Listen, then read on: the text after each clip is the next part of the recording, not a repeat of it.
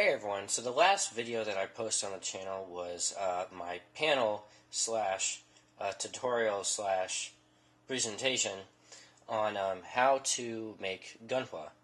And in that video I use this kit as more of like examples of all the things I was talking about. So I had a piece that I could definitely, do everything that I talked about in that video, and have pictures of it and whatnot.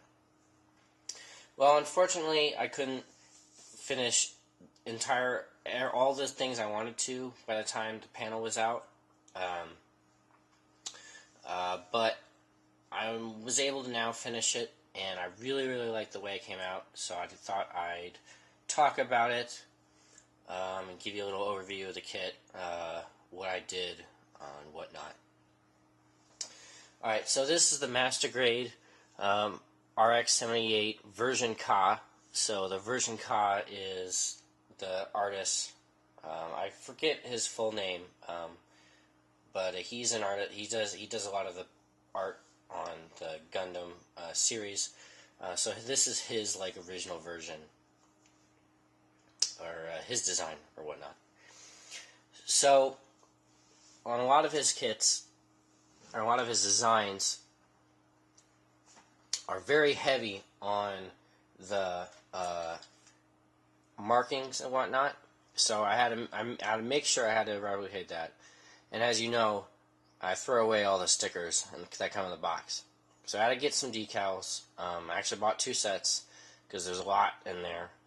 And evidently I did screw one up, so I'm glad I had 2. But yeah, so all these are little decals.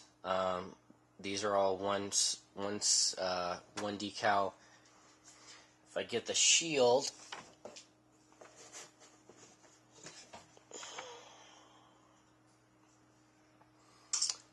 the front decal is all one, and that was a very that was a pain to get on just right. But the end product came out.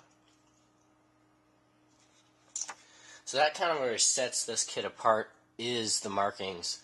Because underneath is the standard design. It's the RX-78. It's the original design. Here hasn't changed much in terms of its overall all the little nooks and crannies and whatnot.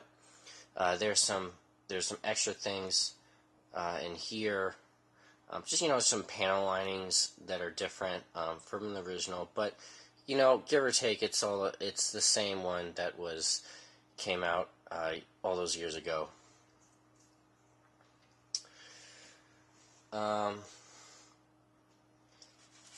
So the next thing I want to talk about is all the coloring and whatnot.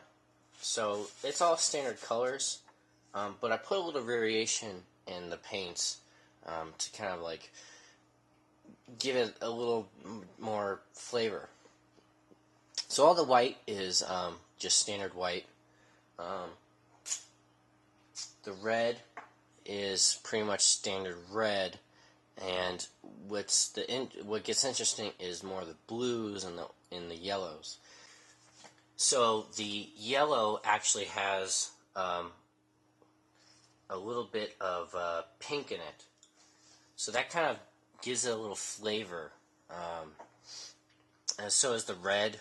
The red has a little pink in it. I mostly use the standard red that comes with, that is Mr. Color's red. So the blue is actually, it's mostly cobalt blue and a little bit of white. So that gives it kind of the brightness to it. But you add in a little bit of blue-green, so a little bit of a green color, as well as a little bit of purple. And that also kind of gives it the small little tones that you can see on the kit. It may be a little bit hard on the video, but in the pictures that I'm going to post, you'll definitely see it. On the back, I have used a clad aluminum metal for the boosters, those came out alright. I mean, I'm still kind of getting used to that stuff and making it look just right. Put metal beads right here in the top to replace the Vulcan cannons on the head. Now, one of the big things I did that I didn't know how I was going to look. I was really afraid, and I am very glad that I did do it because I think it looks awesome. And that is the colored panel lining.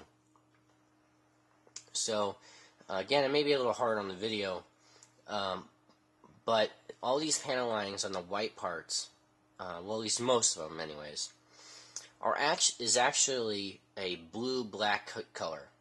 So it's just a regular blue with black in it. And so it's not a dark blue. It's a kind of more like a desaturated blue. And I was really, really scared because it's really, it really makes it pop when you're in gloss. So I was really afraid that it was going to come out really bad. But now that I have the flat coat on here, it just looks absolutely amazing. As well as the yellow parts up here and right here, I have a little orange, like a dark orange that I did, a little bit of orange, a little bit of black in there. And it also makes it pop out. What panel lining is supposed to do is make the separation of, things stand out, pop out, and whatnot. But I felt like the black was just way too strong, and you're not going to have like these big black lines in here because it just doesn't really make any sense. I did use black for the red. I tried a darker red. It didn't come out, and I'm not going to do its opposite, which is green, on a red. So I stick with the black here. But it still came out, and also all the black panel lining that I did actually added a little bit of white into it, made it a little more like a pencil gray, and that made things a little more realistic, because the really dark black makes it a little too much like just anime, little more toon shaded. So I wanted to tone that down a bit. Didn't want it to be too bold, but I definitely wanted it to stand out. So I'm really glad I did that. I was really afraid it was going to look bad, but it came out in the end. Another thing I found at my hobby store was Mr. Color Flat Smooth, and I've never seen it before, and it didn't have a new label, so I'm not sure if this is a new product or not, but it showed up in the paint aisle, and I decided to give it a shot. I'm really glad I did. So this is a flat kit, and when you paint on flat, a lot of times it kind of gets really rough, because how flat works is it breaks up the paint layer and makes light be absorbed into it, and that's why it doesn't look shiny. But flat can also kind of, make it look too rough, because you can start to see that the paint layer chip or be uneven.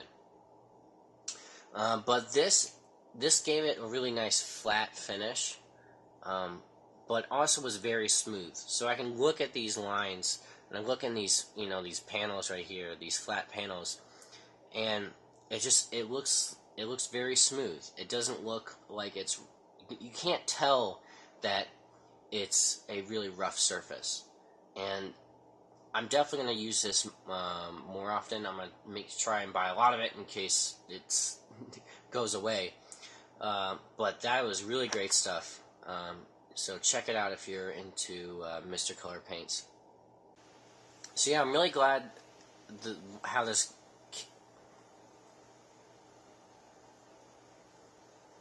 I'm really excited about how this kit came out. I really like the look of it. Some of the photos I've been taking look really nice. And I'm finally glad that I made an RX-78. I've been following the Gundam series, since I started watching TV, and found it on there. But I never actually done one of these, done, the iconic RX-78 before. And so I took the plunge because I wanted something, especially for the panel, I wanted something that everyone could, recognize. So I chose the v.Ka one, and I'm really glad I did. I absolutely love this kit. It looks amazing, and I really am pleased of how it came out. Alright, well, that looks like this is going to be the last kit for 2013. Still got a pile over here, so work on that 2014. Maybe get a few more done that year.